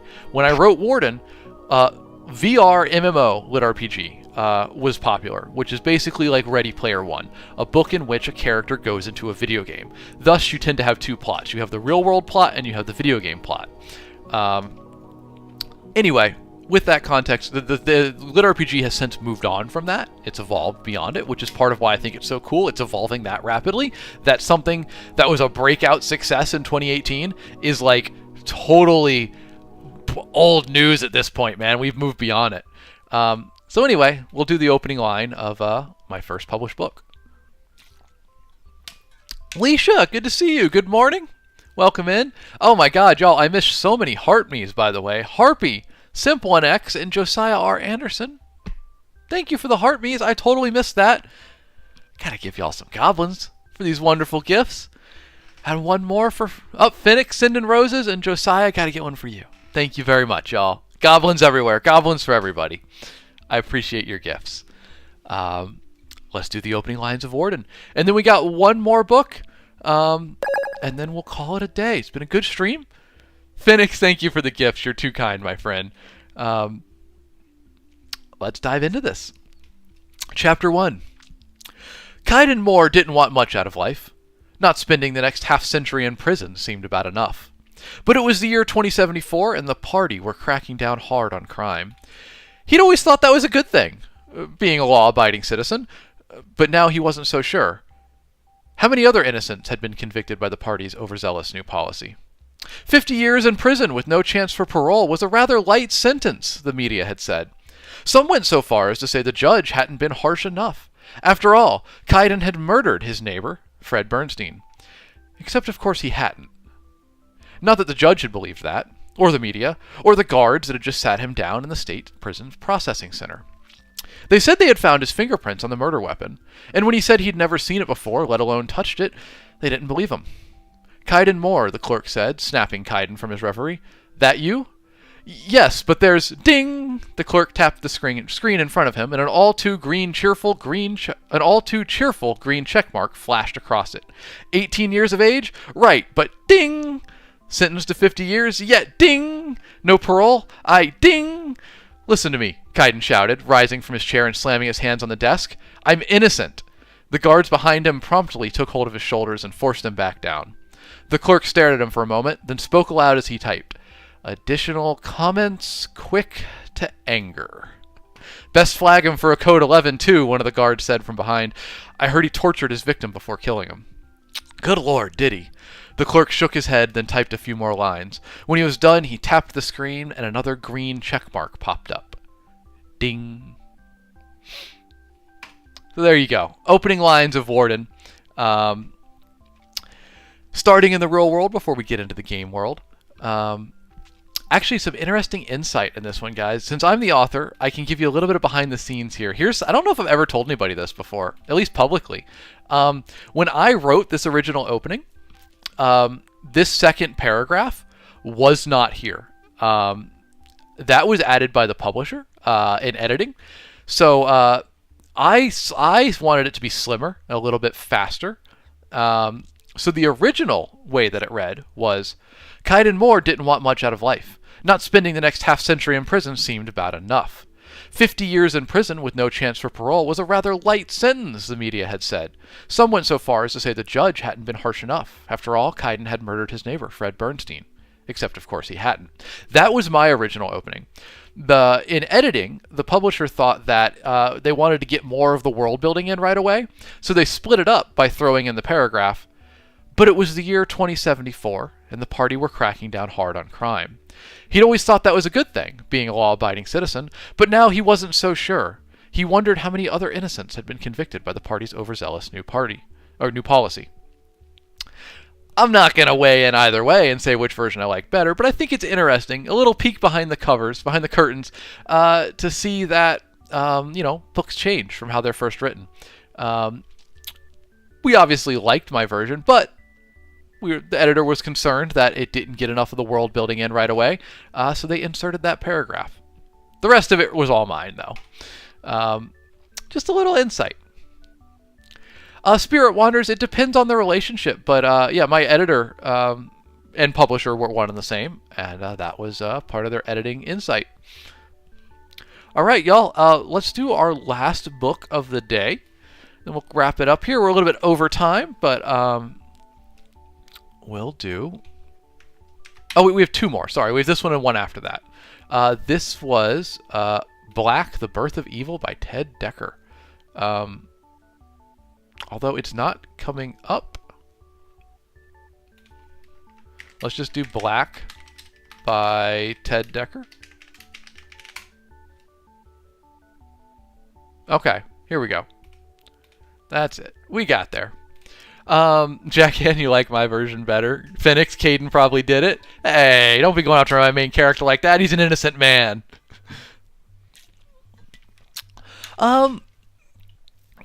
Yeah, you're right. Phoenix is absolutely spot on there. Jackie, you said, I guess maybe world building matters more in lit RPG. And Phoenix says, yes, because it's almost always second world. Yeah, it's always a different world. Or a portal world, etc., etc. So yeah, it does matter to establish those things early on.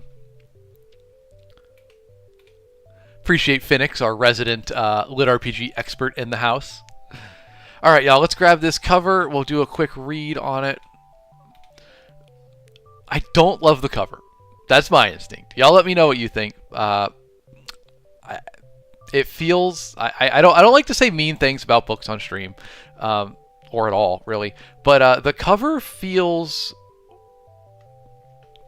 like a stand-in. Like this was the sample cover, and they were going to put a better one in later. Art's subjective. It's my personal preference. But not my favorite cover. But let's look at the writing. We're here for writing, not covers.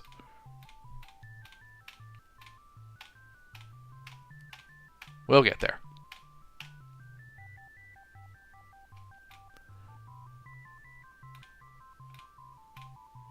Wow, there's a lot of stuff before the story. Here we go.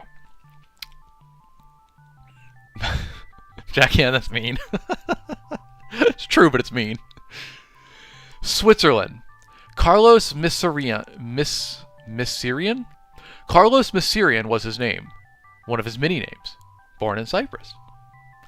The man who sat at the opposite end of the long dining table, slowly cutting into a thick red steak, was Valborg Svensson. One of his many, many names. Born in hell. Oh, that's fun. They ate in near-perfect silence 30 feet from each other in a dark hall hewn from granite deep in the Swiss Alps. Black iron lamps along the walls cast a dim amber light through the room. No servants, no other furniture, no music, no one except Carlos Missirian and Valborg Svensson seated at the exquisite dining table. Carlos sliced the thick slab of beef... Why is that hard for me to say? Carlos sliced the thick slab of beef with a razor-sharp blade and watched the flesh separate. Oh, that's a painful description.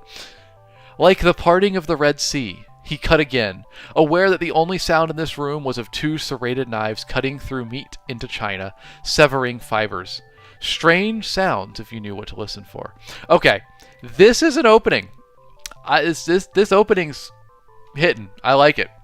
Get off my lawn, guys. The title is black, so the cover should have been all black, and the words should have been in white. I can see that.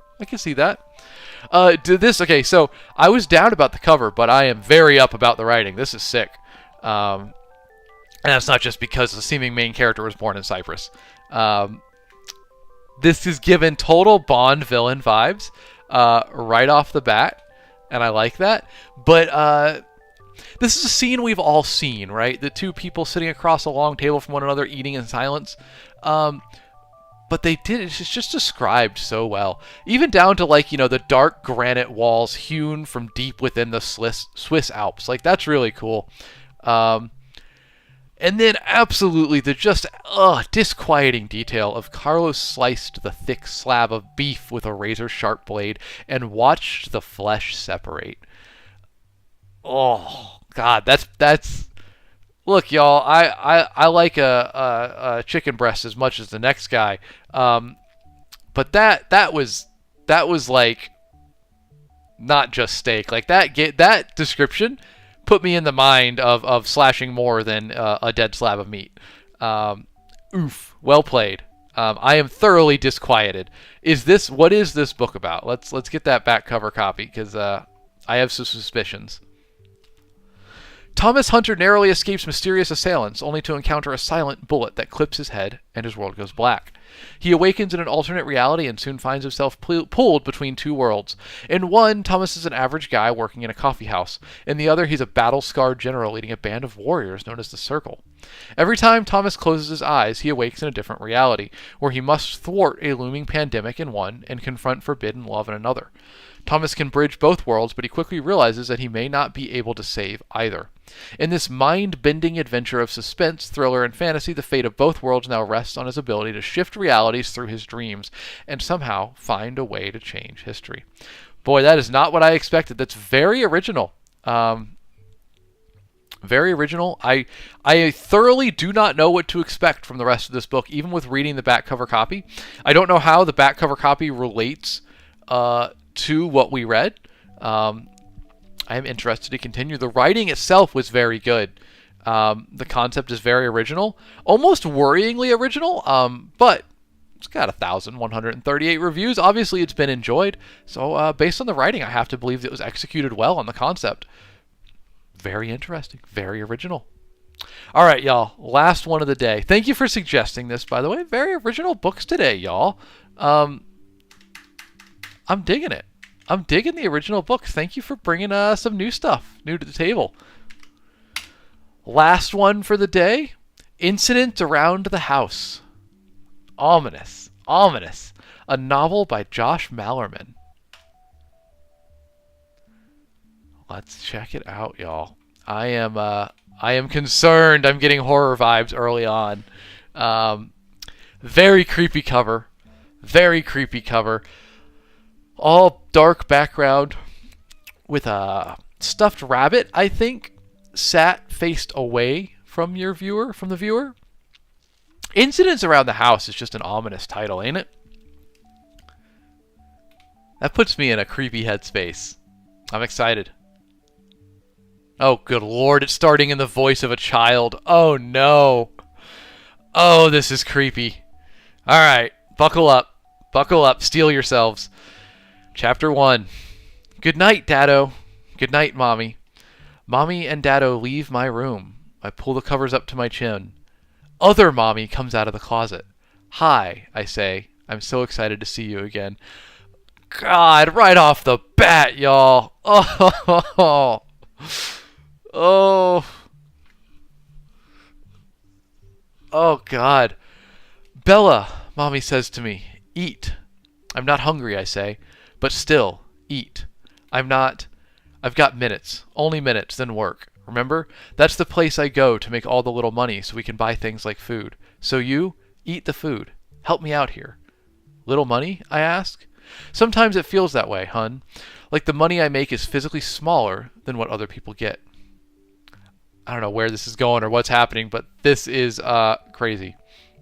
Isabel, no real difference between a book and a novel. Same word for the same... different words for the same thing, to my understanding. Perhaps book is a more open descriptor, and novel is a little more specific. Could be. Yeah, Jack Ann, I don't know why there's no quotation marks. It's interesting. I eat. Mommy always gives me oatmeal. Daddo never gives me breakfast because one time he gave me eggs and sausage and I ate till I threw up, and Mommy got mad at him. And so now only Mommy gives me breakfast, but Daddo does the dishes. I love you, Mommy says. Bella? My mouth is full of oatmeal. Say I love you too, Mommy says. Don't make me ask you. Say that, okay? Okay. I love you, Bella. Love you too. What's on your mind, she asks. Nothing. But there is something on my mind. I'm looking at the recycle bin. This is very choppy, the way it jumps back and forth.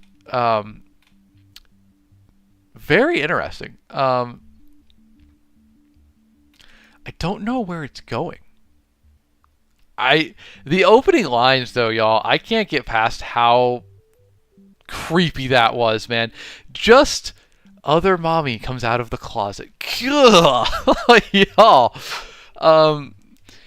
That's insane. I have something about that I want to talk about, but what is this book about? This is so disquieting. So, and I'm curious about the formatting. What's going on with the formatting? Let's get the back cover copy. To 8-year-old Bella, her family is her world. There's Mommy, Daddo, and Grandma Ruth. But there is also Other Mommy, a malevolent entity who asks her every day, "Can I go inside your heart?" When horrifying incidents around the house signal that Other Mommy is growing tired of asking Bella the question over and over, Bella understands that unless she says yes, her family will soon pay. Other Mommy is getting restless, stronger, bolder. Only the bonds of family can keep Bella safe, but other incidents show cracks in her parents' marriage. The safety Bella relies on is about to unravel, but Other Mommy needs an answer. God, y'all. Oh boy. This is so creepy. I hate everything about this. It is objectively well done, with a horrific cover. It's well done. I like horror. This is too horror for me. I like horror vibes. This is going straight deep horror. I agree. I think the choppiness is to simulate like a child's thought process. You can tell it's distracted. It's thinking about other things. It's getting snippets of conversation happening around while circling back to what the kid's focusing on. All of it is just very unsettling, which I suppose is a good thing for a horror novel. Hey, Melissa, you're allowed to pick whatever you want here. You like the dark stuff, that's fine. We got our resident lit RPG expert. We got our resident horror expert. So, thank you. I'm going to try to forget this one now. I can tell it's cool. It's well done. There's some interesting stuff going on here. It just makes my skin crawl. It is cool that they used formatting for storytelling. It is. All right, y'all. Hey, good stuff today. There was one thing that I thought about with that book. Hold on one second. We're gonna see if I can grab it quick enough. If I can't, it's not worth it. But that line, "Other Mommy comes out of the closet," reminds me of something that I wrote. And if I can find it really quickly, I'll read it to you. I don't know if I can, though. Yeah, here we go. Better than the guy with the bugs, Slendy, I would say.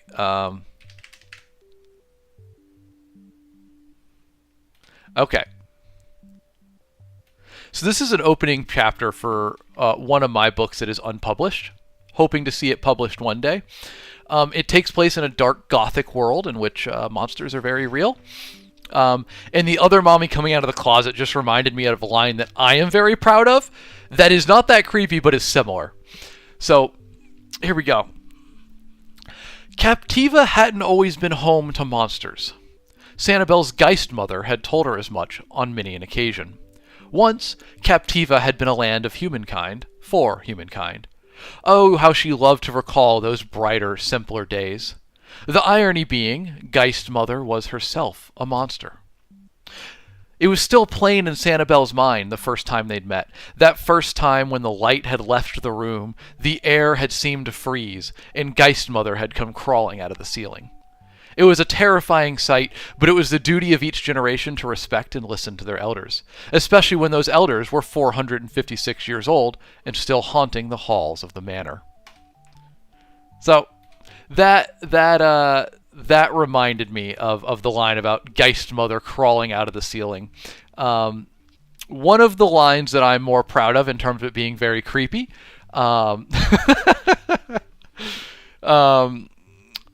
Doesn't bother me as much as the Other Mommy coming out of the closet line, but perhaps it's because I wrote it. Anyway, it just set in my mind back there. And yeah. Slendy, yes, it was incidents around the house. Thank you for that, Phoenix. Very creepy. Get off my lawn, guy. You said, how much do you or have you bounced around genres? A lot, my guy. Sorry, Phoenix, were you reading ahead there? Where did you see that?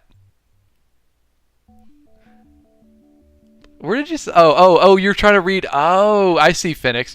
You were reading... Okay, so I mentioned this earlier, y'all. Sometimes in books, I use chapter headings that I think are fun to tell stories. So this world does have chapter headings. So here's the heading for this chapter. Fear not death, for by brother blessed grace the spirit's journey continues in the world next. A body without its spirit, though, is an empty thing, and as with all empty things, may become a vessel for Auntie Wither's treachery.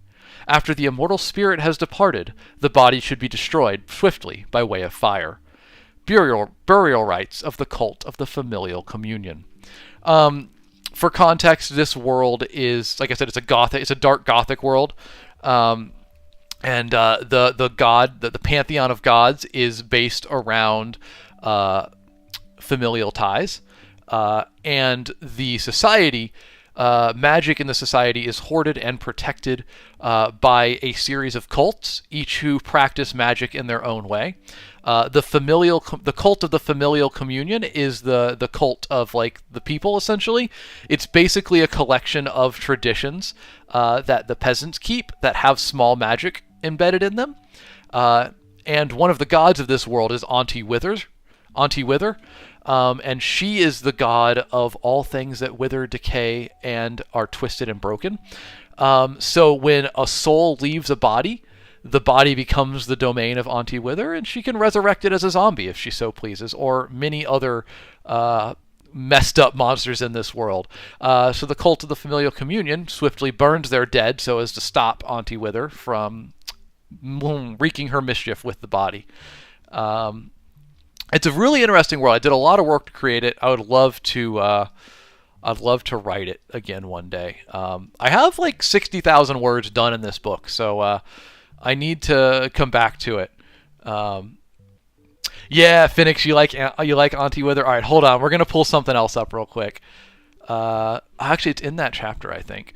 There's a rhyme about there's poems and rhymes in this. Let me see if I can find it. Here we go. All right, so it's chopped up in the writing, so I'm gonna try to read it. All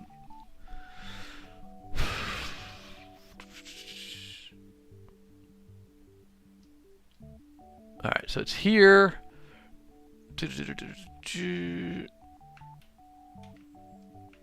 Okay, here we go. It's broken up, but here's the rhyme that introduces you to the pantheon. While father calm and mother toil, teach us patience and to work the soil. Brother blessed and sister bedlam, forgive our sins or help commit them. While cousin colics never sated, uncle chance may change what's faded. But one thing's constant and one thing's bitter. No life escapes all Auntie Wither. That's my my pantheon introduction for this world. And like I said, we've got like 60,000 words in it. One day I will return and write this book. It's not really on brand for what I've been writing these days, but no, Slindy, there is no romance in it. Well, okay, there is romance in it, but it is specifically, you guys are getting some insight here. It is specifically used as a bait and switch in that one of the villains of the story is introduced as the typical like love interest with like a meet cute type thing, and is 100% one of the most evil creatures in the book, and is playing the main character and the readers the whole time through. So there's romance, but it is absolutely a bait and switch on you. No spice level.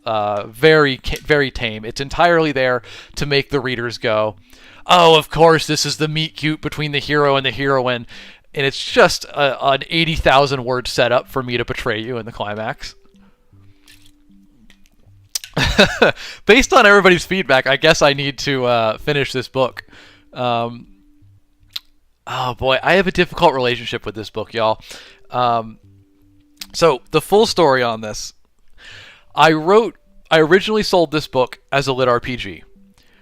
It didn't get written for a while, and lit RPG had progressed such that real fantasy worlds were the thing, so I turned it into a real fantasy world, and just took out a lot of the original elements, just made it like full dark fantasy. And I wrote 40, 50, maybe 60,000 words in it. And and I just couldn't get it right, and I kept rewriting it over. And I swear I rewrote this book like 4 times. I got to the 30 or 40,000 word mark on this like 4 times. It was driving me insane. And it just got to a point where I was so lost in the sauce, I was like, I just got to clean break this, and maybe I'll come back to it later. Yeah, that's where it stands now. Rev, thank you for stopping by. It was a pleasure to have you. Have a good day. Thank you for your book suggestion. I mean, y'all are hyping me up on it, so maybe it is time to get back to it. But I'm a little bit like damaged from it because of how many times I rewrote it. That like, here, let me pull up. All right, I'm gonna show you. This is kind of funny. This is me messing around a little bit. This is my story ideas and plot fragments, etc. folder. True Night is the project name of this. But it was originally a story called Nightfall. Or no, okay, so it was originally a story called Nightfall. That was my project name for it. So if we go into the folder Original Nightfall Ideas, we have something called The Crypt. Quote, or parentheses, seriously, don't go in. Because this is... seriously, don't go in. This is like all 4 different versions of the book that I wrote. And the deeper I get into it, the more I just get stuck in that, like, God, I rewrote this book 4 times and it's still not where I want it. But if we back out of all of that, we do have, the scenes for it now. And I don't know. There's some stuff in here that I'm excited about. I think it's some of my best writing, but let's get off of display capture. Do here. Can y'all read it? All right. Well, we'll just put it here. Be a little bit small. I think it's some of my best writing. I just need to get back to it one day. But anyway, here, I'll give you a little snippet because I like this opening as well. The C and S Phoenix are in the chapters are denoting who the POV character is for the chapter. So here's the actual opening of the book. Lady DeSoto says the shroud holds back the monsters, says the shroud keeps us safe. All the while she corrals us here as feeding stock. Do not believe the lies of the vampire tyrant, disciple. The shroud does not protect us in Captiva. It imprisons us in it. Father Pompano, High Friar, Cult of the Living Sanctity. So there's your little world snippet at the beginning. It used to be just mist that crept through the swamps of Captiva. Just darkness that waited beyond your window's light. And it used to be a person could enjoy a moonlit paddle in the marina without being the sole thing standing between Puerto Asilo and its destruction at the hands of a vengeful Geistbank. Come, Eduard, row for all you're worth, strong as the boar, steady as the crocodile, Casimir shouted over his shoulder as their rowboat lurched further through the tepid waters of the Asuervo Gulf with every uncertain stroke. Smooth now, my friend, and inspiring, yes, we must be the very picture of confidence, of courage undaunted. Casimir placed a foot on the foremost edge of the boat and raised a lantern high. The eyes of all Captiva are on us this night. Let us give them something to remember, eh? In his mind's eye, he could picture the fresco already, painted in bold strokes and so large it'd cover an entire wall in DeSoto House. In the foreground would be the waters of the Gulf, churning and black, with spray-tipped waves tossed as if by the fury of a hurricane. In the surround, the people of Puerto Asilo, some turning to run, others reaching for loved ones, all panicked, with eyes wide and faces pale, but cutting through the fear, and obvious in every denizen, would be awe. Awe at the Geistbank before them, and at the person who dared to defy it. The Geistbank would, of course, take center stage in this fresco. At a glance, one could be forgiven for thinking it merely a fog bank. A fog bank building just beyond the marina's breakwater. A fog bank rolling in with the tide. A fog bank thicker than it should have been, and with a face. But no, 2 faces, 3, a dozen. More and more the closer you looked until the realization would dawn. The Geistbank was a slow, swirling storm of visages. Howling, growling, crying, begging, all without uttering a sound. and all focused on a singular point. The same point watched by every awestruck face in town. The same point where it seemed the very clouds themselves had parted to cast down brilliant, dazzling moonlight. The same point where, one boot perched on the bow of the boat, stood a lone man. Casimir Alejandro de Hernando Ponce, the huntsman. And this night, as he imagined would no doubt be recorded in the frescoes and songs and stories to come, he was going to deliver Puerto Asilo its salvation. A little sample there from a project not finished that has haunted me for a long time. I'm glad y'all like it. Thank you. You're flattering me with this, y'all. I appreciate it. Yes, Leisha, there's a little bit of the Far Wild in there. Casimir, the main character, is very much a Sinesio stand-in. I had a lot of fun writing with him. And it's set in a fantasy world based on old Spanish Florida. So there's a lot of Spanish names in there. And I see someone in chat, or was it Phoenix? You said you understand what Port Asilo is. Asilo means asylum in Spanish. And I'm using that name both in both definitions of it. It is Port Asylum, as in you can find asylum there. It is Port Asylum also as in the term of a mental asylum. So, yeah. Jake Hartman on YouTube. Alex is going to be laying in bed tonight, and that book is going to whisper maddening things at him until he finishes it. Y'all are resurrecting it. Another chapter in the saga of this unfinished book that haunts me. Thank you for resurrecting it from the crypt, y'all. Phoenix, you like to withdraw one ghost from the ghost bank? Love it. Well, that was a fun way to end, everybody. That was an unexpected and fun end. I'm glad you've liked. I'm glad you liked my my unfinished book there that apparently I need to get back to. Look, it's 40 to 50% of the way done, so it wouldn't be that hard to knock it out. Not that I need more books to put on my writing calendar. I need to find a publisher for it. I'll think about it, guys. I'll think about it. I appreciate the kind words. I'll keep it in mind. I got a few projects I got to write immediately, but if everybody was liking that so much, maybe we should put it out there, huh? Coach Kyle, good to see you, buddy. Welcome in right at the end here. Sorry that we're wrapping up, but a pleasure to see you again. Hope you're doing well, man. DJ Boylou, good to see you as well, man. It gave you the Devil's vibes. I appreciate that. I love that book. I love Abercrombie. I aspire to write as popular as he does. Oh, thank you for the follow there. Who was that? Cat GPT.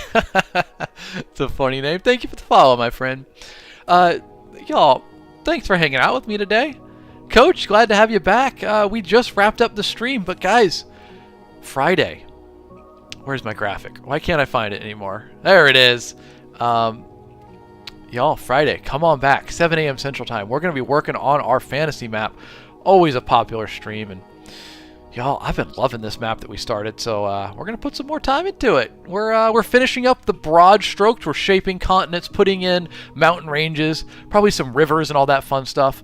So it's going to be a good Friday. Come on back for that one. But thank you for joining me today for my opening line stream where you suggest your favorite books and I read their opening lines and talk about them from the perspective of a professional author. Thank you very much for suggesting some very fun book titles today. I'm glad you like them, Phoenix. It's a fun concept, man. I get to read new books and talk about them.